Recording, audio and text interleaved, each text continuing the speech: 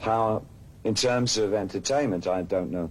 I can only refer to my feelings, and I never felt that any entertainment figure ever had power over me. And I suspect any entertainment figure doesn't really have power over his audience. Certainly never, in fact, Little Richard never had any power over me other than turning me onto music. And I feel that that's probably the only kind of power that a rock artist has, is in terms of attracting an audience to a particular kind of music. But a human being's a human being. He grows up in his own way, and he makes his own decisions about what he wants to do in his life. Are you today very far from Ziggy Stardust? How far? Yeah, I think a million light years. Really, because there's little characterization in what I do now. The present sequence of events deals more with performance and movement and physicality rather than characterization. Fashion has never really been important to me. What I've tried to do with costuming anything has been to create the character that I wanted to portray at any time. I guess when I'm not on stage, this is about the loudest I get, and always has been. And trying to find something that works with each particular show has been it's been interesting. It's put me in touch with fashion people. The first fashion guy that I worked with was Kansai Yamamoto, who worked with me on the Spiders tour in 72, 73. And his designs at the time were very innovative, but I think almost commonplace now.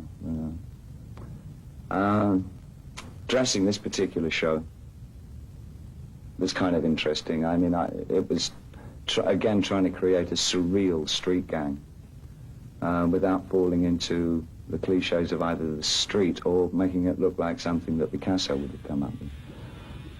It's kind of difficult, but we have something that I quite like. Music. What we're doing in the present... When I went out on tour in 1974, for instance, with the Diamond Dog Show, my idea was to illustrate the songs that I was writing at the time. And I continued to work that way through most of the 70s, but by the time we got overall acceptance in 1983 with a very commercial song, it seemed the best thing I should do would be to play all the music that I'd written for the last 15 years, songs that maybe people didn't know that I'd written.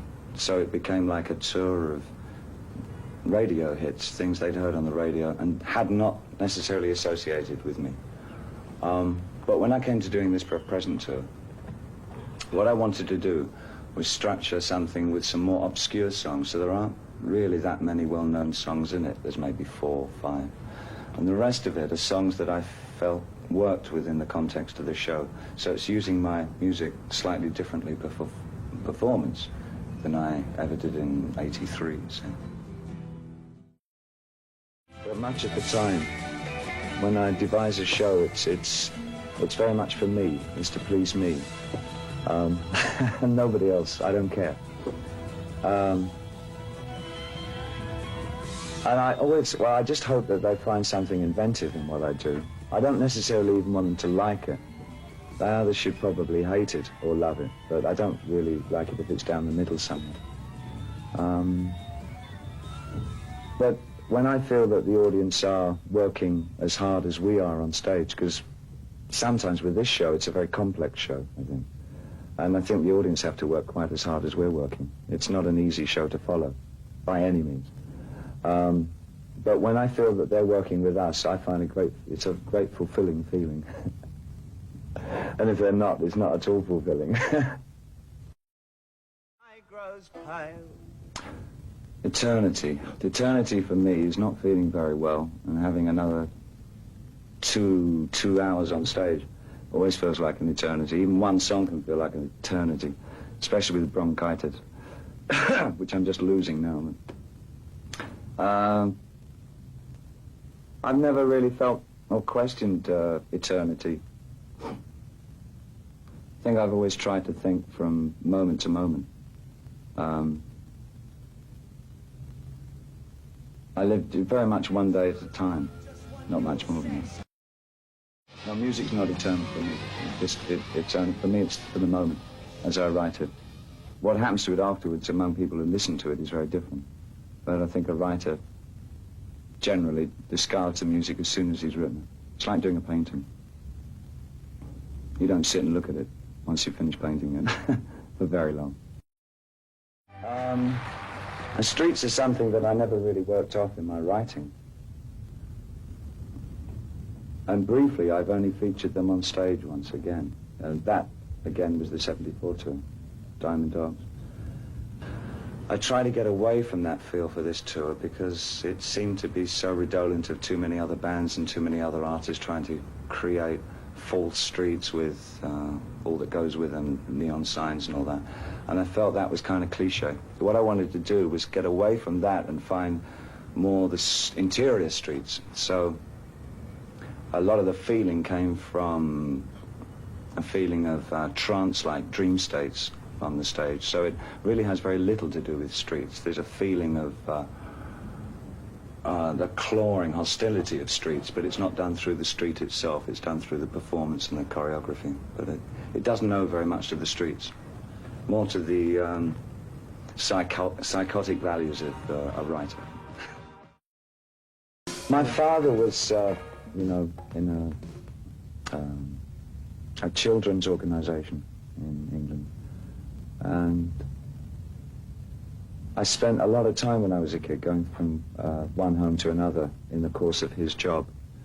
And I saw a lot of children. I got to know a lot of children with a thing called muscular dystrophy. I don't know if you know that disease, but it's generally fatal. And it never ceased to amaze me how strongly willed the children were, how they would take up music and paint, knowing that they would be dying soon. And that aspect of the handicap side of children was always, I felt, more tragic than anything else, even more tragic than children who didn't have homes.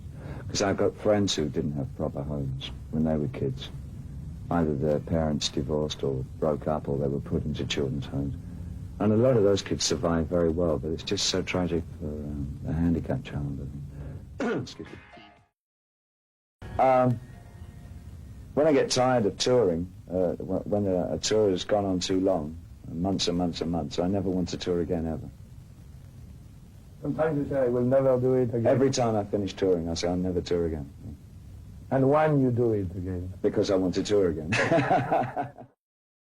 Solitude is used to have... I'm amazed this time around on the tour that I have so little solitude around me. I mean, it's such a relentless feeling on stage. It never stops, what with the dance troupe and the actors, that there are only 2 moments of solitude on stage. One is with the song Never Let Me Down, and the other one with Heroes.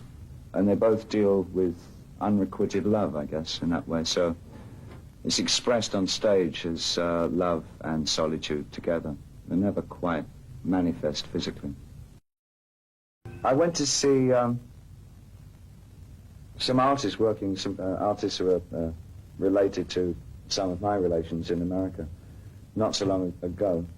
And they're about 80, 85 years old, and they still paint with the same verve and feeling and feelings of emotion as they did when they were 25.